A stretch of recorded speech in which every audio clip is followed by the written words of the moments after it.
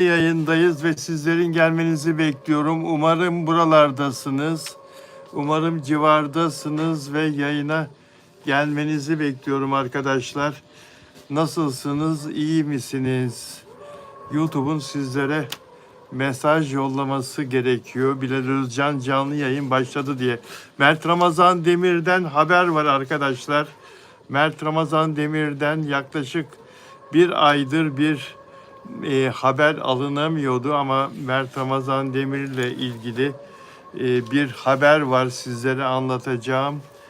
Neden paylaşım yapmıyor Mert Ramazan Demir? Caner merhaba. Neden paylaşım yapmıyor Mert Ramazan Demir? Hoş geldin Caner. Lydia hoş geldin Fransa'dan. Özel abonem. Simon Ennet merhaba. Rayam Dova 8950 ve Afra Saraçoğlu'yla arkadaşı Poyraz'ın buluşmasıyla ilgili konuşacağız. Banu Kabaş geldi. Hoş geldin. Caner de burada. 1907. Caner İzmir civarından. Bekardır Caner. Yakışıklıdır kızlar, haberiniz olsun. Annesiyle yaşar ve çok iyi bir insandır. Banu Kabaş da benim moderatörüm. Caner de öyle. İkisine de selam ve Lydia, Fransa'dan Lydia arkadaşımız, özel abonem, o da burada ve sizler de buradasınız dostlar. Lale Arzu Hanım da burada. Hoş geldiniz Lale Arzu. Özel abonem. Lale Arzu özel abonem, hoş geldiniz. Merhaba. Afram'ı konuşacağız. Caner'in söylediğini detaylandıracağız. Gülşah Gülüzar, onun ne güzel kalpler.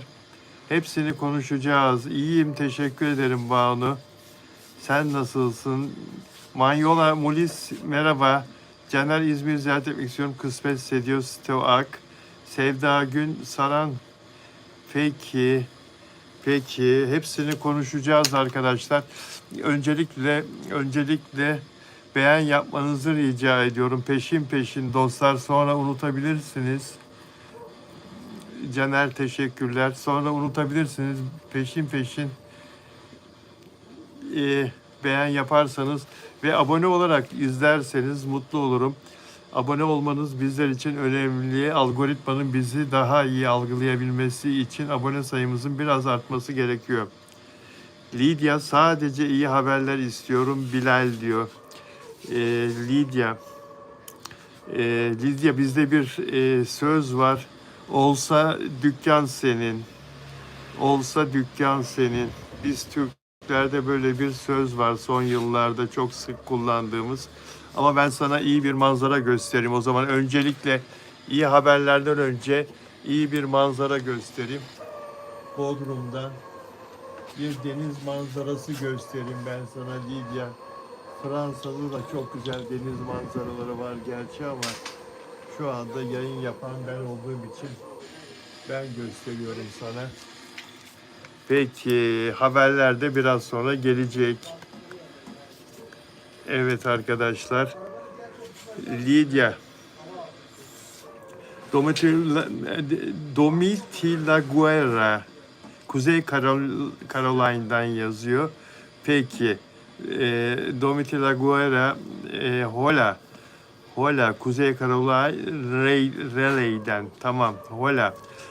Hoş geldin, welcome. Afra çok tatlı, oturup yemek yiyor. Poyraz da onu hayranlıkla gözlerine hipnotize olmuş gibi bakıyor. Afra abur cubur yiyor Afra, abur cubur yiyor. Çok acıkmış Afra. Banu Kabaş, Lale merhaba canım diyor. Kedicik de burada.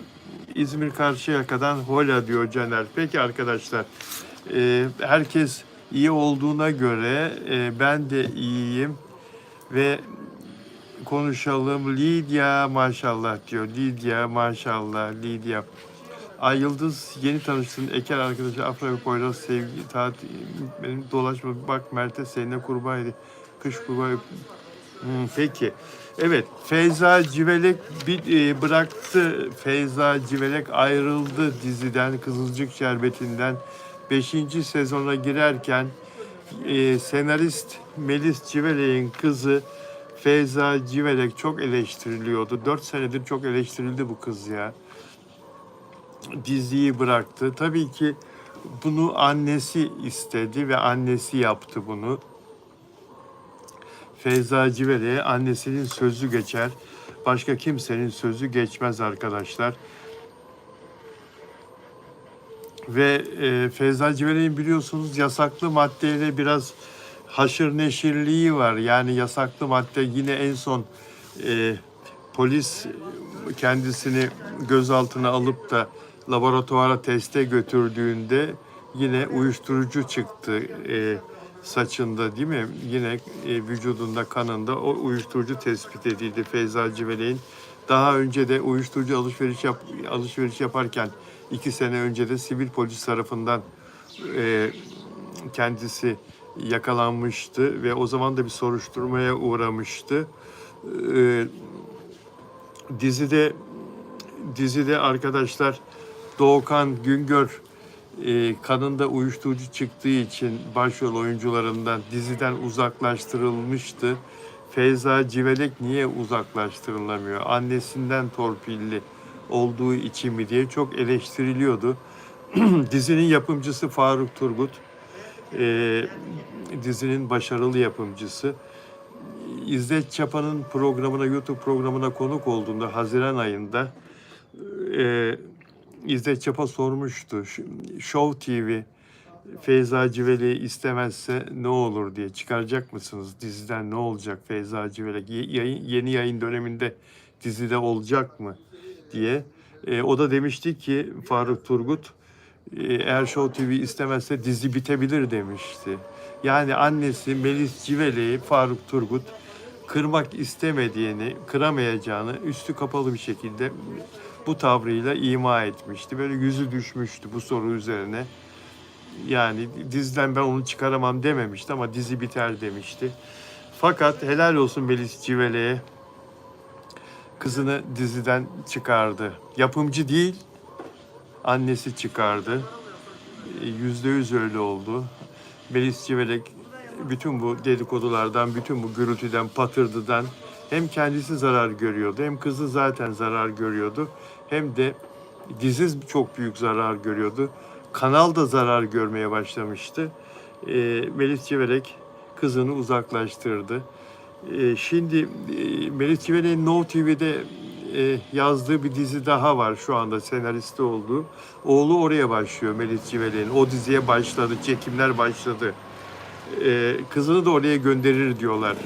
Feyza Civelek'i de o dizide oynatır diyorlar ama bence göndermez. Feyza Civelek zaten 4 sezon oynadı, dinlensin, yüzünü dinlendirsin. Biraz dinlensin kendisi, tatil yapsın. Bu sezon, bu kış bence hiçbir dizide oynamasın. Belki dijitalde falan olabilir ama ulusalda bir yerde oynamasın. Benim kendisine tavsiyem, ve bu dedikodular falan da azalsın, bu söylentiler falan da. Zaten güzel de para kazandı. Allah daha çok versin. 4 sezon üst üste Kızılcık Şerbeti'nde oynadı. Ve sonunda halkın istediği, seyircinin istediği, geç de olsa annesinin inisiyatif koymasıyla, Melis Civelek'in inisiyatif koymasıyla, bunu ben söylüyorum. Annesi oynatmıyor, çıkardı, kenara aldı kızını diye. Öyle olmuştur %100. Yapımcı ben bunu yapamam demeye getirdi zaten. Evet arkadaşlar, Feyza Civelek için iyi olmuştur. Bu arada Feyza Civelek bir dergiye röportaj vermiş. Orada enteresan şeyler söylüyor arkadaşlar. Diyor ki bu diziden ayrılma kararından önce bu röportaj yapılmış. 4 sezon olmuş, hala annem konuşuluyor diyor. Annem konuşuluyor, beni çekemiyorlar diyor. 4 sezon olmuş, hala annem konuşuluyorsa demek ki beni çekemiyorlar diyor. Evet, annem bana bir kapı açtı ama o kapıdan kendi ayaklarımla ilerledim diyor Feyza Civelek. İyi oynamasam bu rolü taşıyamazdım. Bir yerde patlak verirdim. Ah, bir yerde olsa keşke Feyza. Keşke bir yerde olsa. 2 yerde verdin. 2 kere uyuşturucu soruşturmasında patlak verdin. Çok biliyorlarsa ellerini klavyeden çekip oyunculuk yapsınlar diyor. Hem de böyle gider yapıyor. Bunun adı Gider Feyza. Gider Feyza. Nilay karakterine hayat veriyordu. Nilay karakterine hayat veriyordu Feyza. El bebek gül bebek büyütülmüş belli. İşte biraz o yüzden böyle herkese gider yapıyor.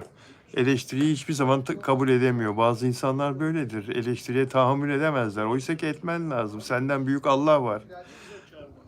Evet.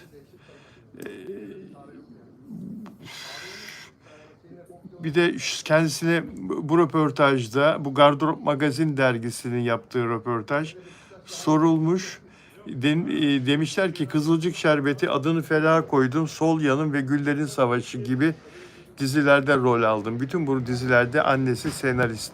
Melis Civelek çok başarılı bir televizyoncu arkadaşlar. Senaristliğin ötesinde bütün büyük kanalları yönetti. Show TV'nin genel müdürlüğünü yaptı, Star TV'nin yaptı, ATV'nin yaptı, Kanal D'nin yaptı. Hepsinde en tepe yöneticiydi. Ve sonunda senaristliğe karar kıldı. Bu okuduğum dizilerin senaryosunu da o yazdı. Feyza Civelek de bütün bu dizilerde rol almıştı. Bu projeler arasında seni en çok heyecanlandıran hangisiydi diye soruyorlar. Canlandırdığım her karakteri severek oynadım. Hepsi benim için çok değerli. Belki de en son hayatımda olduğu için Nilay bir tık öne çıkabilir diye yanıt veriyor. Feyza Civelek'in diziden ayrıldığı haberi de gazeteci arkadaşım Birsen Altuntaş'a ait. Birsen başarılı haberleriyle diziler camiasında, dizi piyasasında en öne çıkan, fark yaratan gazeteci arkadaşım, magazinde kuvvetli bir gazeteci. Peki arkadaşlar, Stoak diyor ki neden yapımcılar iyi örnek olacak güzel hikayeler yazmıyorlar? Her dizide aldatma, öldürme, ihanet. İhanet çok ilgi çekiyor da ondan. İhanet, aldatma bunlar çok ilgi çekiyor. Afra ve Mert bittikten sonra, o dizi bittikten sonra seyretmiyorum diyor. Servin işi sağlam da geldi. Servin moderatörüm. Peki Süreyya Diker hanımefendi de burada anladığım kadarıyla. Ona selam yolladınız. Özel abonem Süreyya Diker'e de merhaba diyorum buradan. Evet.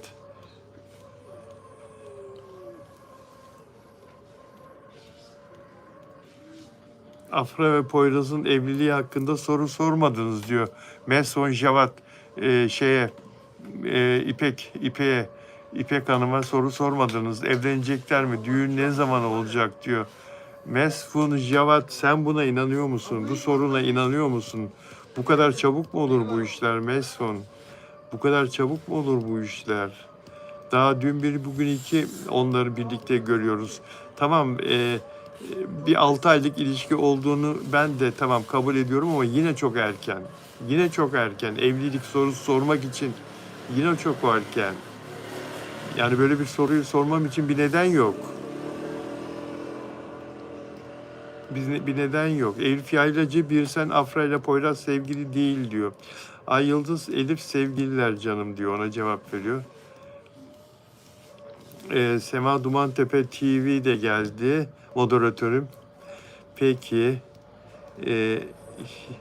Peki arkadaşlar. Orman yangınları ne yazık ki orman yangınları bizi çok üzüyor arkadaşlar. Türkiye'de 258 yangın kontrol altında, bizzat bakan açıkladı. Tarım ve Orman Bakanı Sayın İbrahim Yumaklı açıkladı. 260 orman yangını vardı. 258'i kontrol altına alındı Türkiye'de. Bu yangınlar nerelerde gerçekleşti? Mersin'de, Aydın'da, Muğla'da, İzmir'de, Balıkesir'de, Antalya'da bu yangınlar gerçekleşti. Ve bunların önemli bir kısmı, çok büyük bir kısmı kontrol altında alındı ama mesela Aydın'ın Çine kazasında hala devam eden bir yangın var. 9 helikopter, 3 uçak, arazözler, yaklaşık 500 personel ormanlık alanda yangınla mücadele ediyor. Daha tamamen önlenebilmiş değil ama yakında inşallah Bu yangın da söndürülecek.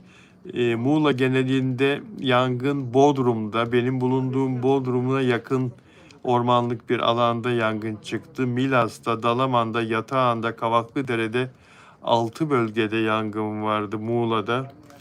İzmir, Bergama'da rüzgarın etkisiyle yayıldı alevler. Çok geniş alana yayıldı ama ekipler başarıyla söndürdü. Arkadaşlar, dünyanın neresinde olursanız olun ormanlık alanda ateş yakmayın. Mangal yapmayın o ormanlık alanda. Sigara izmaritlerini yere atmayın. Şişeleri atmayın. Toprağın üzerine şişe atmayın. Cam kırıkları olmasın. Cam kırıkları bırakmayın arkanızda. Maalesef bunlar kıvılcıma neden oluyor. Ateş çıkıyor, yangın oluyor. Evet, bu saydığım illerde yaşayan vatandaşların cep telefonlarına devlet 2 gün önce mesaj yolladı. Dışarıda ateş yakmayın diye, sigara izmariti atmayın sağa sola diye. Siz de eğer bu illerdeyseniz Aydın, Mersin, Muğla, Balıkesir, Antalya, İzmir bu civardaysanız sizlere de gelmiş olması lazım. Devlet yetkilileri uyardı vatandaşları. Orman yangınları sadece bizde değil, maalesef Avrupa'da da, İspanya'da, Fransa'da ve Yunanistan'da hem can alıyor hem de ormanlar alevler içinde, ağaçlar, çiçekler, bitkiler yanıyor, hayvanlar yanıyor, hem de insanlar ölüyor maalesef bu saydığım ülkelerde. Fransa ve İspanya'ya biz 2'şer yangın uçağı yolladık. Talep ettiler, yardım istediler bizden. Fransa'ya 2 tane, İspanya'ya 2 tane yangın uçağı yolladık arkadaşlar. Yunanistan'da da dev orman yangınları söz konusu. Yunanistan'da binlerce insan tahliye edildi. Bu yangın çıkan bölgelerde yaşayan insanlar alevler yaklaşıyor diye uzaklaştırıldılar. Maalesef Yunanistan'da 3 itfaiyeci yaşamını yitirdi. Alevlerin arasında kaldı arkadaşlar. Çok acı. Başı sağ olsun Yunanlı kardeşlerimizin, komşumuzun. Toprağı bol olsun ölen itfaiyecilerin, ailelerine sabır diliyorum. Sevenlerine başsağlığı diliyorum. Ne yazık ki Avrupa kıtası kavurucu sıcakların pençesinde, rüzgar şiddetli estiği zaman ve nem de düşük olunca yangınlar maalesef yayılıyor arkadaşlar. Fransa, İspanya ve Yunanistan'da çok etkili aşırı sıcak hava dalgası var. Devasa orman yangınları görülüyor. Ne yazık ki 4-5 gündür 3 kahraman itfaiyecinin hayatını kaybettiği bütün Avrupa basınında bugün yer alıyor arkadaşlar. Fransa'da da kundaklama şüphesi var. Yani bilerek çıkarılıyor bu yangınlar diye. Polis soruşturma başlattı. Ne yazık ki 220 bin kişi Fransa'da yangınlar sebebiyle evlerini ve tatil bölgelerini terk etmek zorunda kaldılar. 220 bin insan, çeyrek milyon insan. Evet, pek çok da iş yeri kapatıldı tabii. Yangın sahasına yakın yerde bulunan pek çok iş yeri hem İspanya'da hem Fransa'da hem Yunanistan'da. Girit'teki yangın mesela tatilcileri, turistleri çok korkuttu haberleri geliyor. Girit'teki yangın. Turistler yangının alevlerin arasında kalmışlar ama kurtarılmışlar. Ayrıca bu üç itfaiyeciden ayrı olarak Mora Yarımadası'nda, Yunanistan'da Mora Yarımadası'nda bir itfaiyeci daha hayatını kaybetmiş. Ne oluyor Yunanistan'da? Neden itfaiyecileri ölümle burun buruna bırakıyorsunuz? Devlet yetkilileri niye bunun önlemini almıyorsunuz? Yazık değil mi o insanlara? Bu insanları neden korumuyorsunuz? Devlet yetkilileri Yunanistan'da neden itfaiyeciler alevlerin arasında kalıyor? Allah korusun. Çok üzücü. Çok üzücü arkadaşlar. Geçmiş olsun İspanya halkına, Fransa halkına ve Yunanistan halkına geçmiş olsun diyoruz. İnşallah bununla kalır, inşallah yangınlar önlenir. Peki bizde de yangınla e, temas eden, yangından zarar gören insanlarımıza çok büyük geçmiş olsun. Çok şükür ki şu ana kadar bir can kaybı duymadık arkadaşlar. İnsan olarak duymadık. Ne yazık ki binlerce hayvanı kaybettik.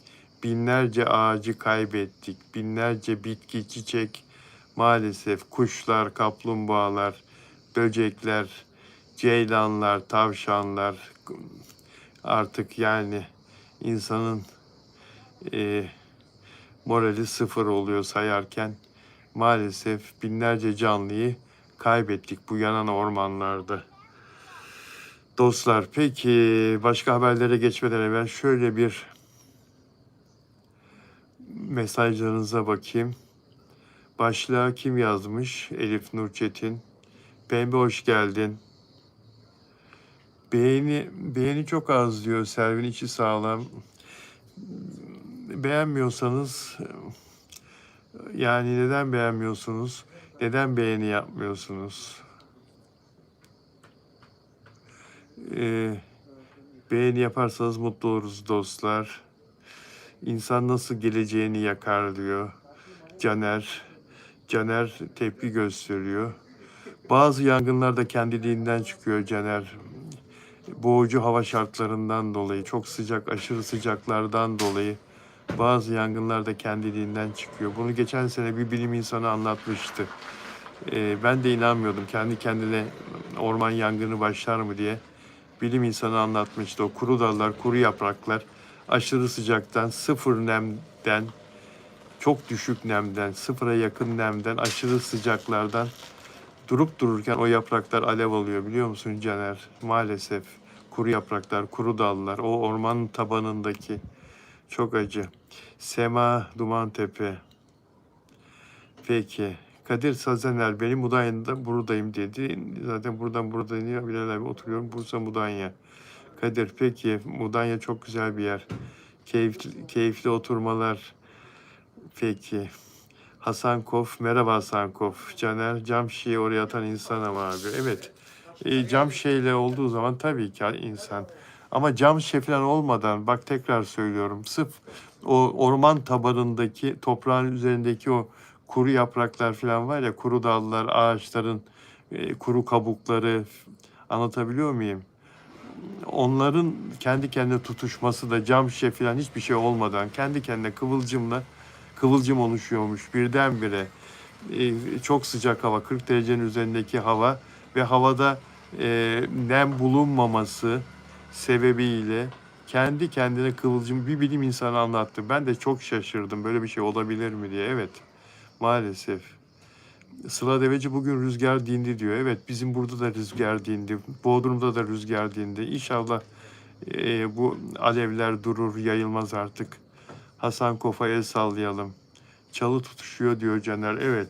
Peki arkadaşlar, Afra Saraçoğlu ile Poyraz date'e çıktılar. Konuşacağız. Afra Saraçoğlu yemek yiyor. Poyraz bir şeyler anlatıyor ona. Poyraz niye yemiyor? Poyraz niye yemiyor? Poyraz neden yemiyor? Afra Saraçoğlu yiyor ve neden arkadaşlar böyle sıradan diyebileceğimiz bir yerde yemek yiyorlar? Yani Afra Mert Ramazan Demir'le yemeğe çıktığında hep böyle daha seçkin, daha kaliteli, daha özel yerlerde görürdük onları yemeğe çıktıklarında. Baksana tıkış tıkış oturuyor insanlar. Yandaki masadaki kızlar neredeyse Afra ile Poyraz'ın masasında gibi duruyor. Yani böyle sıradan bir yerde neden? Bir arkadaş yazmış, orası işkembeci mi diye bana. Hayır efendim, nereden çıkardın? Niye işkembeciye gitsinler ki yani? Niye böyle bir şey soruyorsun? Birisi demiş ki süt iş orası. Yani illa marka mı vermek gerekiyor? Bir dönerci de diyebilirsin. Pilav üstü döner de yiyor diyebilirsin. Süt iş diyor. Herhalde yani sıradanlığını anlatmak için. Ki ben Süt iş ürünlerini beğenirim. Gittiğim zaman yerim yani. Gitmemezlik de yapmam. Yolumun üzerindeyse de uğrarım. Açsam. Şunu söylemek istiyorum. Bir arkadaş yazmış, ıslak hamburgerci orası. Islak hamburgercilerde böyle tıkış tıkış olurmuş masalar filan. Yani böyle çeşitli yorumlar var. Biraz evvel birisi yazdı yine, köfte piyaz dükkan orası diye. Ya neler üretiyorsunuz Allah aşkına ya. Köfte piyaz dükkanıymış, yok döner pilav dükkanıymış. Önemli olan, birlikte bir keyif alıyorlar mı? Birlikte bir yere gidebiliyorlar mı? Birlikte bir dışarıya çıkıp bir arada vakit geçirebiliyorlar mı? Önemli olan bu değil mi arkadaşlar? Afra ile Poyraz pilav üstü dönerciye gittiler diye yorum yapmanın ne alemi var? Sosyal medyada da bu konuda bir sürü böyle geyik dönüyor. Sanki çok önemliymiş, çok lazımmış gibi. Bir dakika, şimdi şu şeyimi bir açayım da, notlarımı bir açayım da, bir tane bu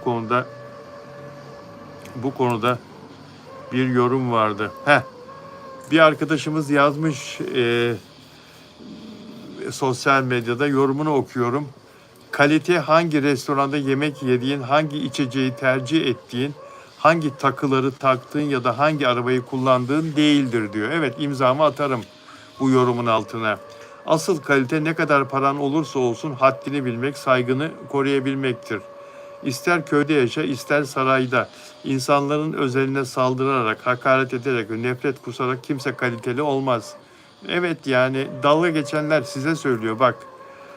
Gerçek kalite karakterde gizlidir. Bu arada İsveç'in kralı, kraliçesi bile pizzacıda yemek yemişlikleri var, görülmüşlükleri var. Afra 7 yıldızlı restoranlarda da yer, önünden geçtiği bir lokantaya da girer. Kime ne diye Janet isimli bir arkadaş sosyal medyada sinirlenmiş, böyle bir paylaşım yapmış. Evet, kime ne ya? Kime ne ya? Kime ne? Yani şimdi arkadaşlar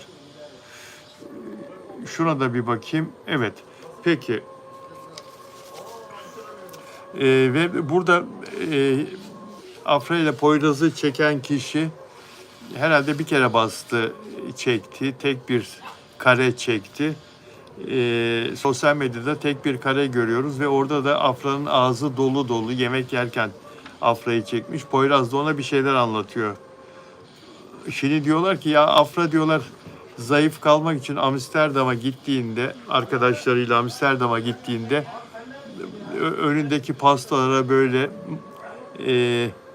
çocuk gibi mahcup bir şekilde bakıyordu. Yani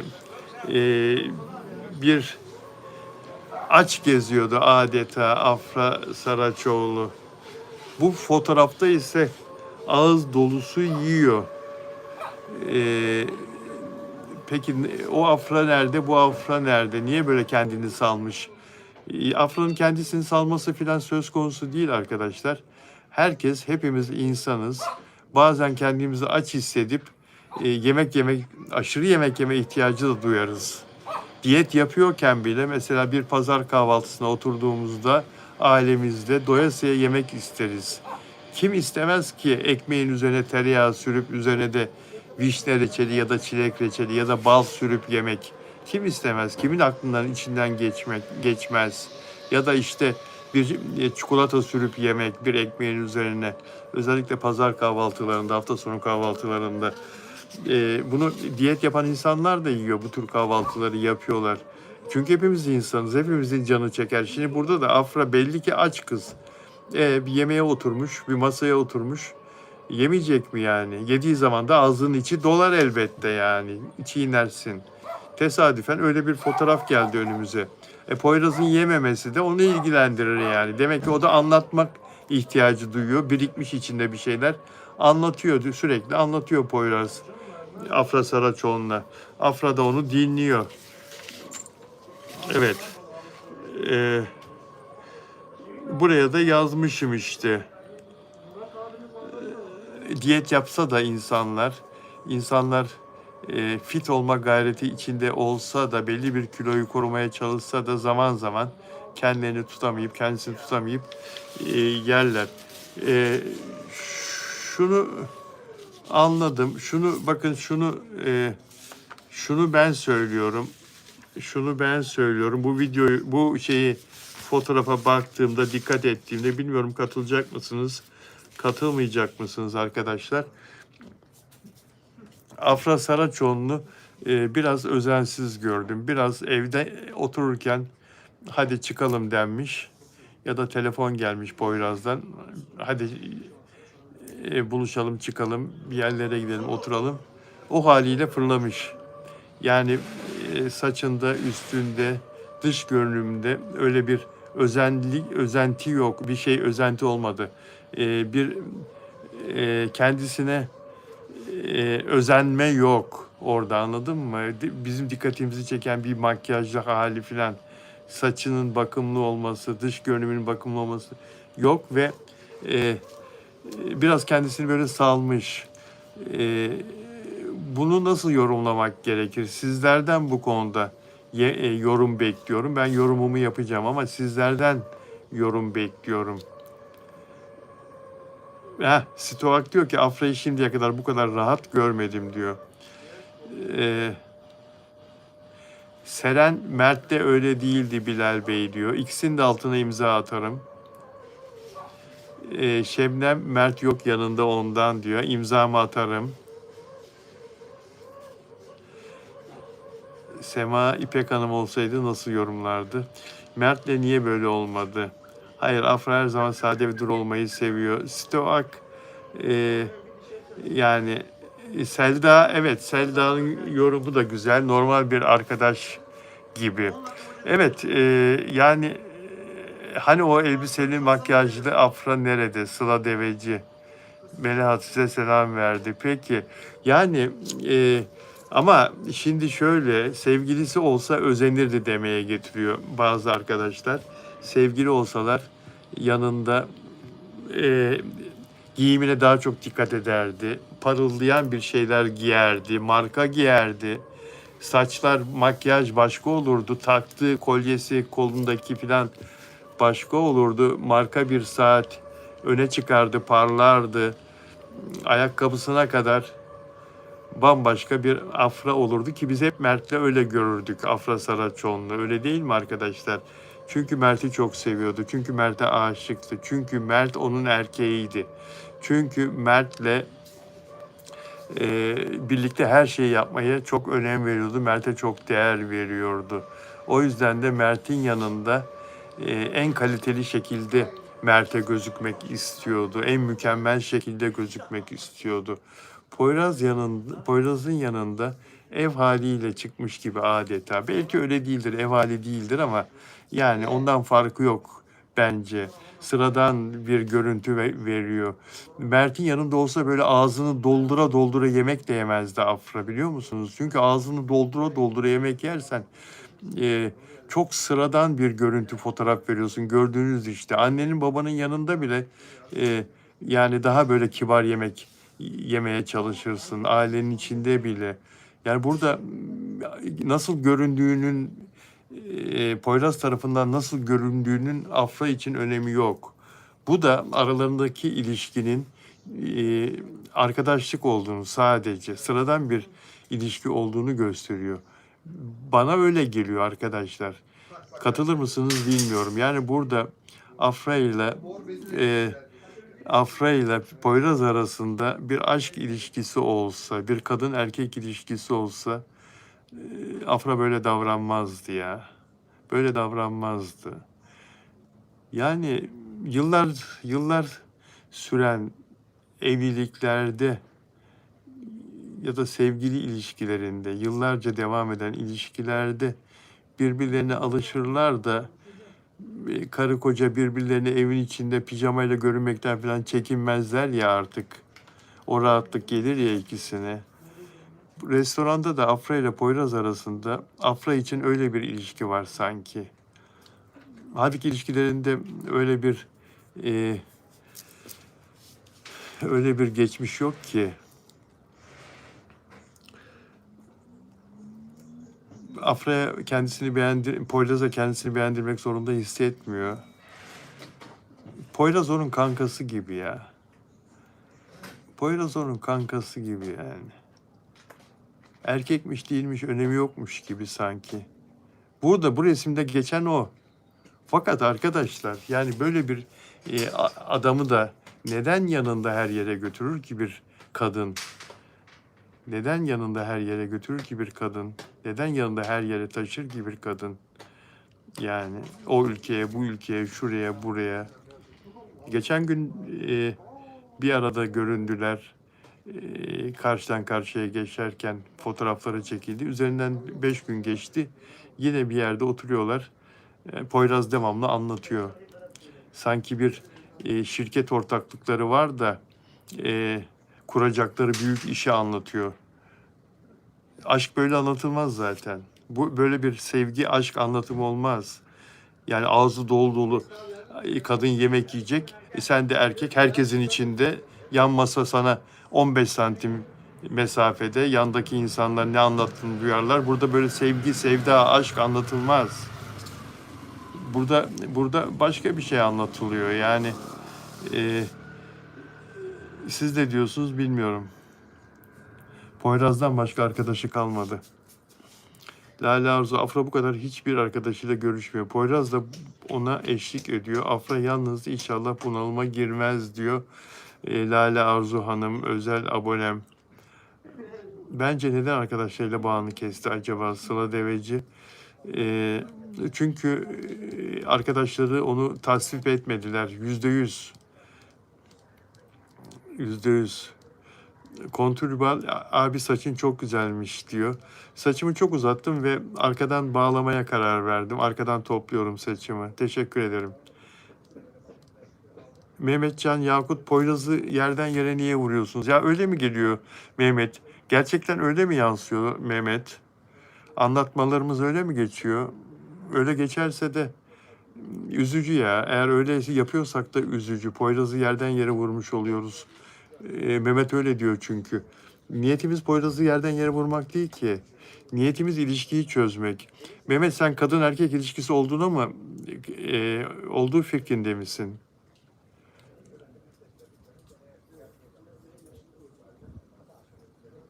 Afra çok mutlu diyor. Annesi de öyle diyor. Kim bunu diyen arkadaş?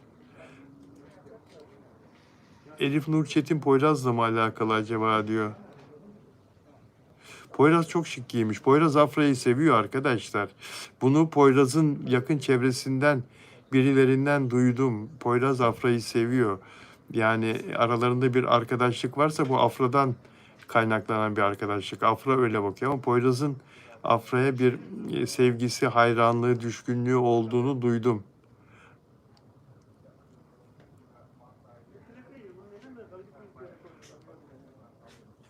Evet diyor Mehmet. Mert'ten haber verin lütfen. Vereceğim Mert'ten haber.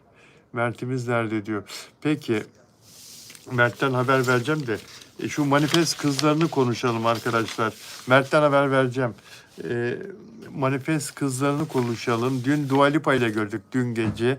Dua Lipa ile babası Kosova'da. Biliyorsunuz Kosova onların memleketi. İngiliz vatandaşı, Kosova vatandaşı ve Arnavutluk vatandaşı. 3 ülkeden de pasaportu var Dua Lipa'nın.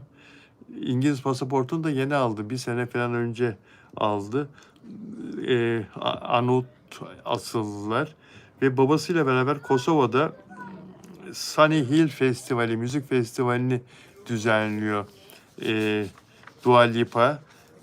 31 Temmuz 2 Ağustos tarihleri arasında. Yarın festivalin son günü ve dün Manifest orada sahneye çıktı ve Manifest kızlarıyla Dua Lipa kendi misafiri olan Manifest kızlarıyla bir araya geldi. Onlarla video çektirdi, fotoğraf çektirdi.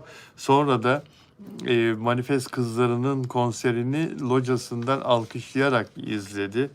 Manifest kızlarını çok beğendiğini, yanındakilere söylediğini duydum. Bu bilgi bize geldi. Bu festivalde Katy Perry mesela sahneye çıkıyor. Louis Capaldi sahneye çıkıyor. İskoç pop yıldızı.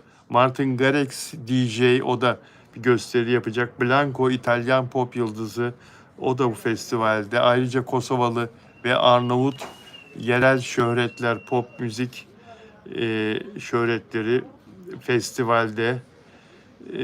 Türkiye'den de Manifest ve Carlita isimli uluslararası bir elektronik müzik Türk DJ, elektronik müzikte çok ünlü, uluslararası ünlü olan Carlita isimli bir DJ ve Manifest Türkiye'den bu festivale katılıyorlar. Dua Lipa'nın kızlarımıza gösterdiği ilgi gerçekten görülmeye değerdi. Manifest kızlarının ilk yurt dışı gösterisi, konseriydi bu. Ekim ayında da arkadaşlar Manifest Londra'ya gidecek. İngiltere'den arkadaşlar var mı şu anda izleyenler arasında? Londra'da Wembley'de konser verecek Manifest kızları. Bu arada Manifest'ten bir haber. Hilal Yelekçi'nin bir gönül ilişkisi vardı arkadaşlar. Manifest'in baş dansçısı ve öne çıkan kızlardan Hilal Yelekçi. Agah Uz, DJ Agah Uz'la sevgiliydi. Agah Uz 11 yaş büyüktü Hilal Yelekçi'den ve o yüzden bu ilişki fanlar tarafından hiç desteklenmiyordu. Agah Uz'la fanlar sürekli olarak tartışıyorlardı. Düş Hilal'in yakasından, bırak Hilal'i falan diye böyle. Hatta bu tartışma giderek çirkinleşmişti. Ve Agah Uz da bazı fanları mahkemeye vereceğini açıklamıştı sosyal medyasından.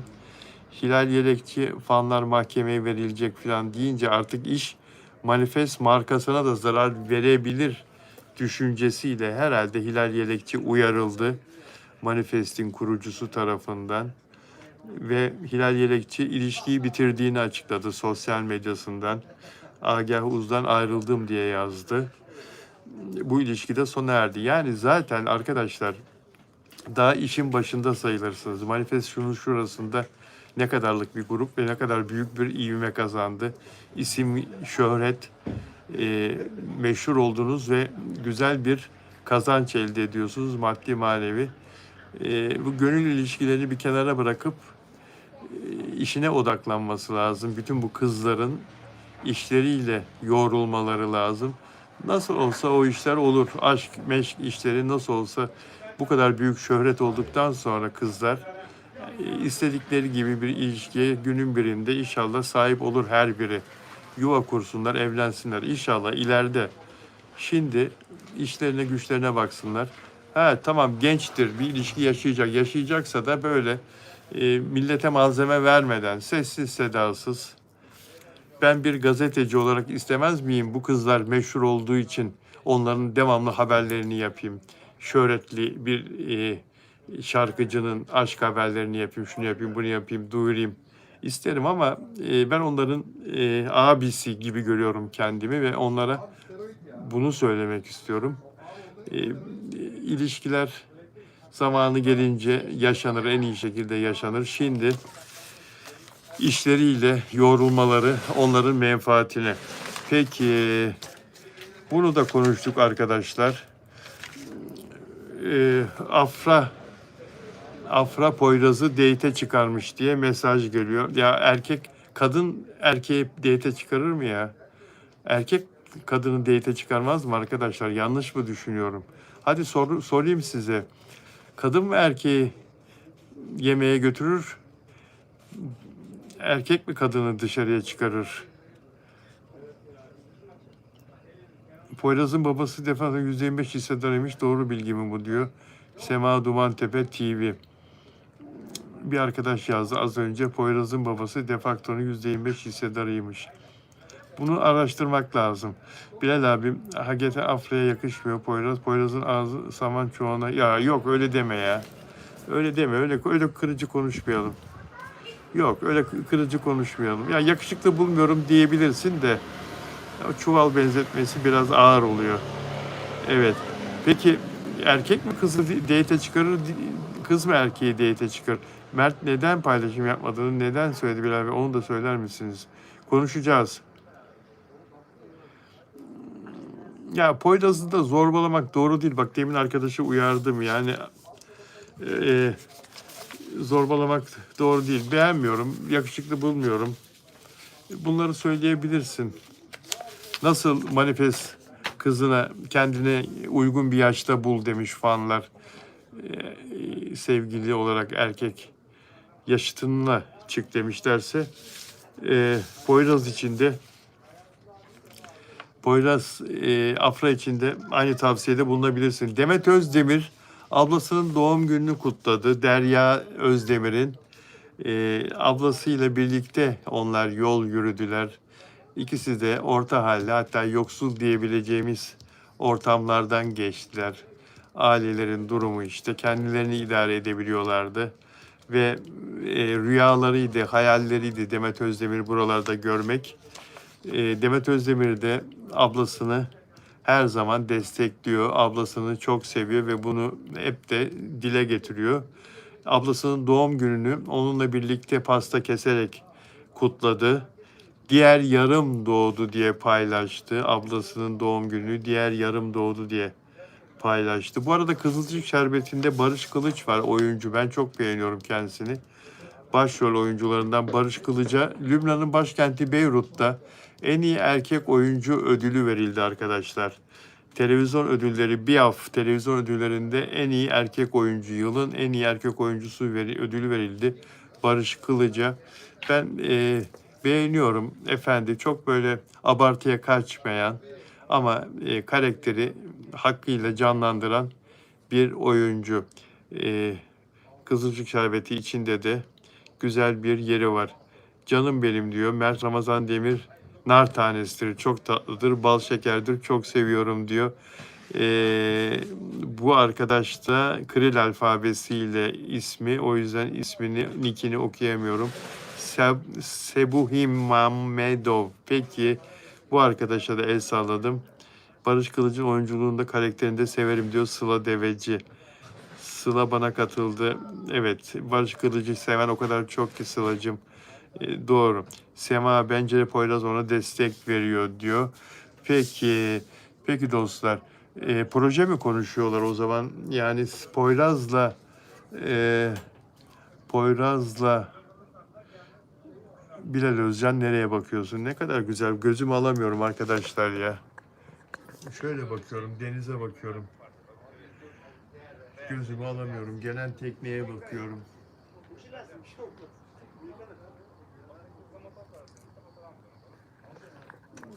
Manzaraya gidiyor bazen gözlerim. Evet. Ee,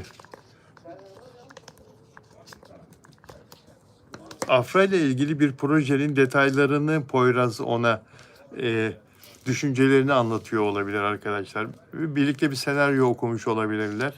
O senaryo ile ilgili Poyraz düşüncelerini paylaşıyor olabilir. Afra da yemek yerken onu dinliyor bir yandan. Ya da bir reklam teklifiyle ilgili düşüncelerini anlatıyor olabilir.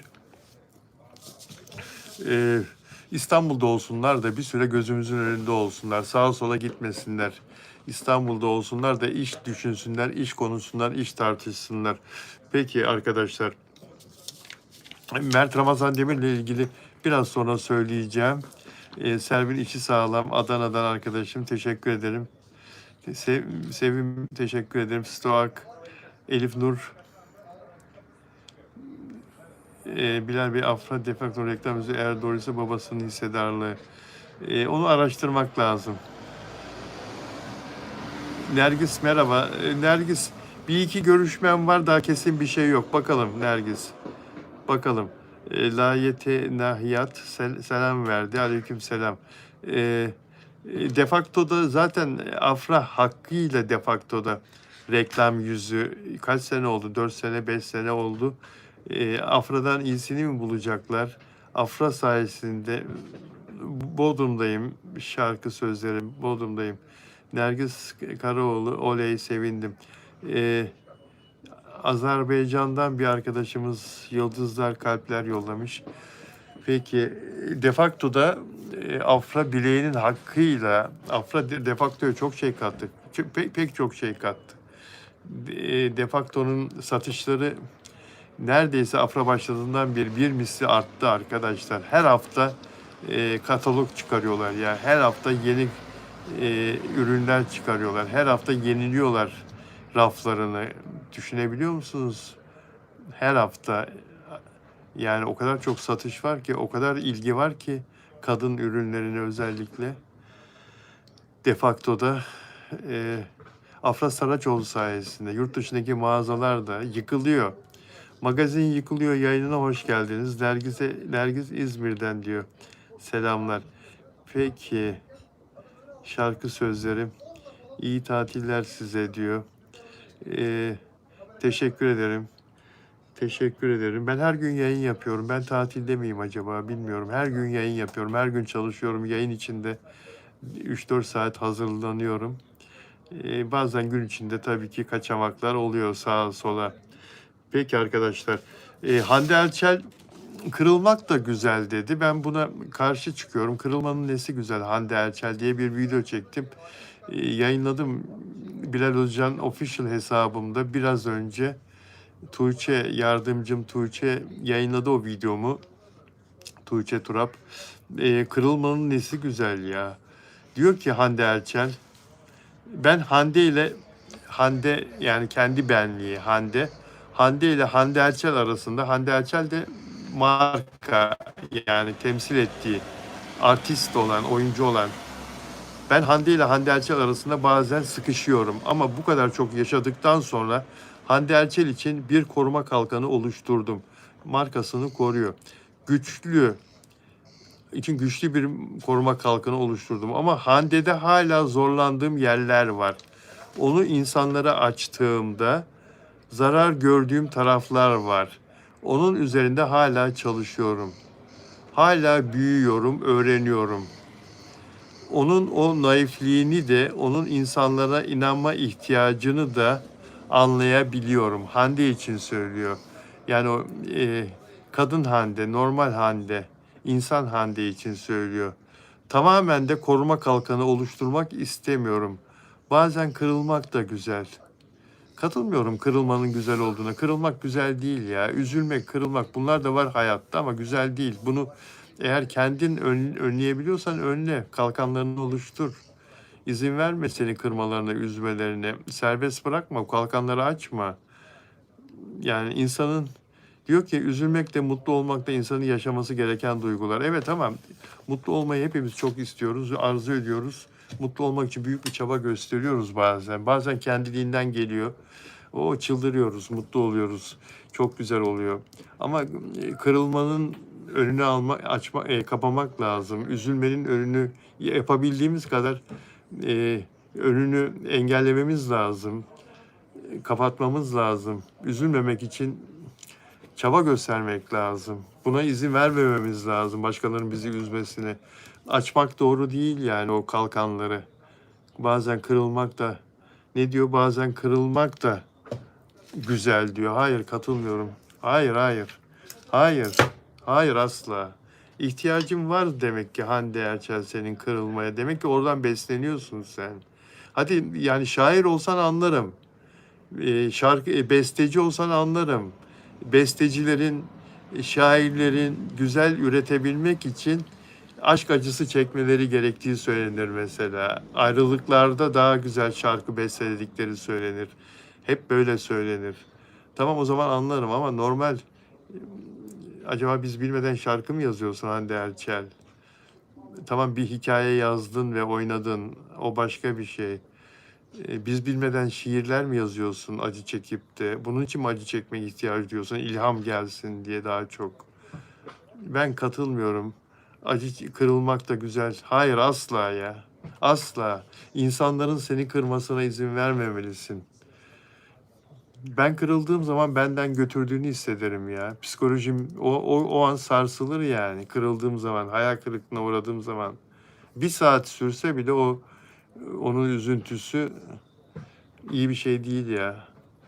Gülmek, mutlu olmak kadar güzel bir şey var mı? Kahkaha atmak kadar.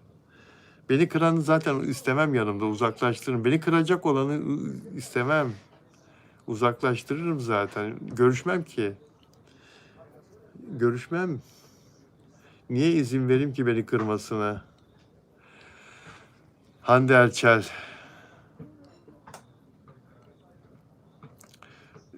Sema Dumantepe TV. Bu konuda onun yanındakiler, çevresindekiler de bir şey bilmiyor, biliyor musun? Bu konuda çevresindekiler de bir şey bilmiyor. Yani beraber olsalardı mutlaka bir şekilde açık verirlerdi ya. Mutlaka. Baksana, ailesiyle geziyor. Hande Erçel yine kız kardeşiyle tatile çıktı ikinci kere. Kız kardeşiyle ve onun eşiyle ve onların çocuğu Mavi ile. Kız kardeşi hamileliği 6. aya geldi, biliyorsunuz. Kadıncağızın karnı bayağı belirdi, bayağı ortaya çıktı. Birlikte deniz kenarında güzel bir tatil yerindeler. Tatil yapıyorlar. Bir sürü fotoğraf paylaştı Hande Erçel. Yani Onur Güvenatam'la birlikte olsa çok uzaklardan fotoğraflar paylaşırdı. Çok uzaklardan, çok güzel diyarlardan, çok güzel sulardan, çok güzel iklimlerden, çok güzel insanlarla fotoğraflar, değişik dünyalardan.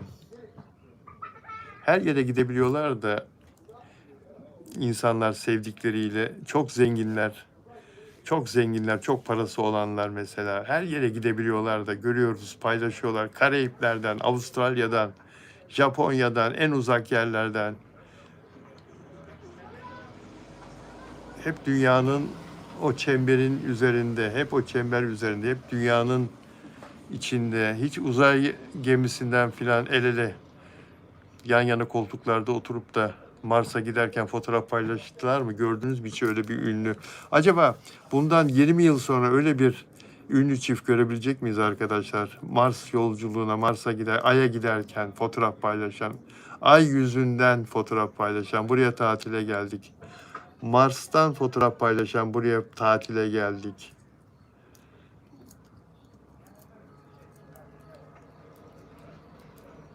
Öyle bir çılgın var ya, insanoğlunu Mars'a götürmek istiyor. Ne oldu? Onun çalışmaları duruldu şimdi. Hani bu Tesla'yı bulan, neydi onun adı? Mars'a gideceğiz diyen. Keşke gidebilsek. Keşke. Ebru Gündeş de diyordu ya, kocam bana Mars'ı alacak diye. Ne günler yaşadık ya. Magazinde neler yaşadık, neler gördük, neler duyduk, değil mi? Ne kadar çok seviyordu adam Ebru Gündeş'i, ama adam büyük üçkağıtçıymış meğersem, büyük dolandırıcıymış. Türk halkını kandırdı ya. Adam, bırak Ebru Gündeş'i, Türk halkını kandırdı. Ünlülerin hayatları sizce çok mu zor Bilal Bey diyor. Onlar için, kendileri için zor. Bize yansıyan bir zorluğu yok. Yani onlar için zor. Yani insandan insana değişir ya. Servin içi sağlam. Peki Banu Kabaş. Peki Mert Ramazan Demir'den haber var demiştim. Mert arkadaşlar, Mert özellikle hiçbir paylaşım yapmadığını söyledi. Çok emin bir kaynağı, çok emin bir kaynağı, özellikle hiçbir paylaşım yapmıyormuş Mert. Afra ile ilişkilendirilmek istemiyormuş şu aşamada. Şu aşamada. Çünkü ne paylaşsam şu aşamada Afra'nın içinde bulunduğu durumla ilişkilendirilir sosyal medyada diye. Fanları çünkü her şeyi Afra'ya yoruyorlar. Mert'le Afra'nın bir şekilde birlikte olmasını, işte ayrıldıysa niye ayrıldığını, birlikte olabileceğini, olamayacağını, herkes bunları sosyal medyada yorumladığı, yazdığı için ve her şeyi dönüp dolaştırıp Afra ile ilişkiye getirdiği için biten ya da bitmeyen, yani o konuda bir şey yok. Her taraf, herkes sosyal medyada Mert'le Afra'yı birlikte yazıp konuştuğu için pek çok kere o tarafa çekildiğini düşünüyor. Mert o tarafa çekileceğini düşünüyor bir paylaşım yaparsa. O yüzden paylaşım yapmadığını söylemiş arkadaşlar. Özellikle üçlü anılmayı da hiç istemediğini de öğrendim. Hiçbir şekilde istemediğini de öğrendim. Üçlü anılmayı da hiçbir şekilde istemediğini de öğrendim. Öyle algılanabilir düşüncesiyle hiçbir paylaşımda bulunmadığını öğrendim arkadaşlar.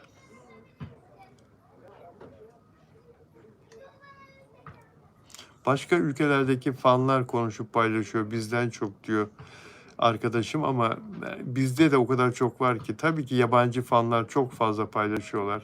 Çok fazla yazıyorlar. Çok fazla seviyorlar çünkü. Mert'i de Afra'yı da çok seviyorlar. Hem birlikte seven çok fazla var. Hem ayrı ayrı seven çok fazla var. Sevmeye de devam etsinler. Bana da çok yazıyorlar yabancılar. Yabancı yani yabancı diyorum kusura bakmayın bizi dünyanın her yerinden izleyen arkadaşlar.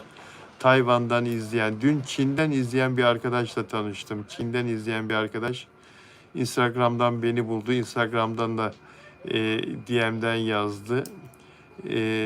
Daha evvel yine Tayvan'dan yazan bir arkadaşla tanışmıştım. Dünyanın her tarafından bizi izliyorlar ve Afra'yı da Mert'i de çok seviyorlar. Afra için neler yazıyorlar, Mert için neler yazıyorlar. Güzel anlamında söylüyorum. Güzel şeyler anlamında söylüyorum. Eskiden bunları hep Hollywood yıldızları için duyardık arkadaşlar. Bu övgüleri hep Hollywood yıldızları için söylerlerdi. Kendi oyuncularımızın yurt dışında, dünya üzerinde bu kadar çok sevilmesi mutluluk verici tabii. Ama bu onların başarısı. Sıradan bir sevgi değil onlara gösterilen. Yani yakışıklı diye Mert Ramazan sadece yakışıklı diye sevilmiyor ki. Mert Ramazan Demir oyunculuğuyla göze battı önce.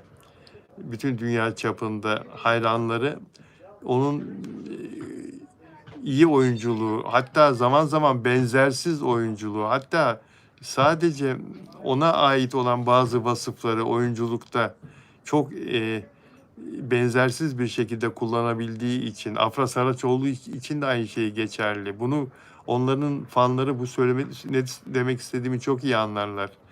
Bana inanmıyorlarsa Brezilya'daki öğretmeni bulup ona sorsunlar.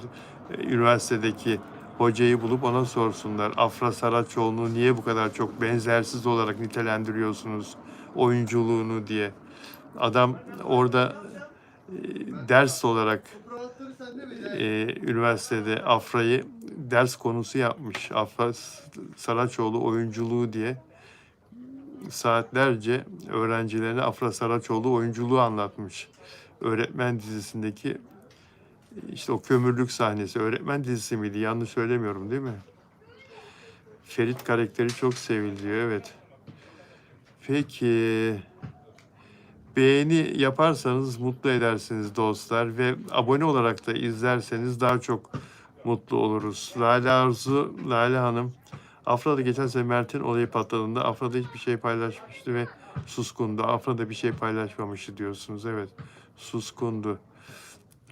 Birbirlerini seviyorlar. Bu bir gerçek arkadaşlar. Ne derseniz sevgi bitmez. Ne derseniz deyin.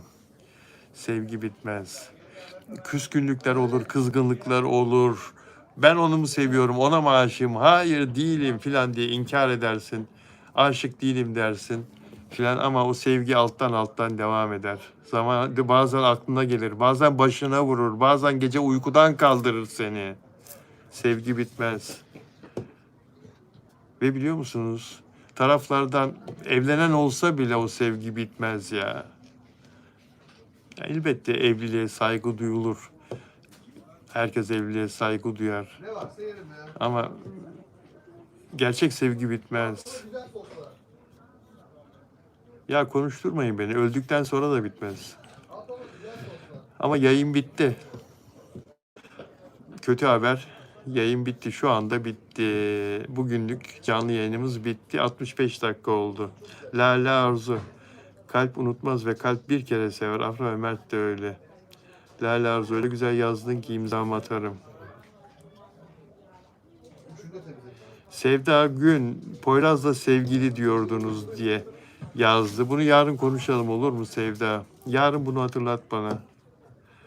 Yarın konuşalım Sevda. Peki. Sizleri seviyorum. İyi ki varsınız. Yarın günlerden pazar Arzu Hanım'la, Arzu Altıntaş'la huzurlarınızda olacağız inşallah. Görüşmek üzere. Seviliyorsunuz hepiniz çok. Aa, özel abonelerime selam yollamadım. Neli de aklıma geldi. Neli de Manzano yayından önce bir şey açmıştım. Bu yayın saat 18'de başlayacak diye. Teşekkür ediyorum. Sağ ol Sema Dumantepe. Orada Nelida Manzano'nun merhaba dediğini duydum Arjantin'den. Okudum, gördüm.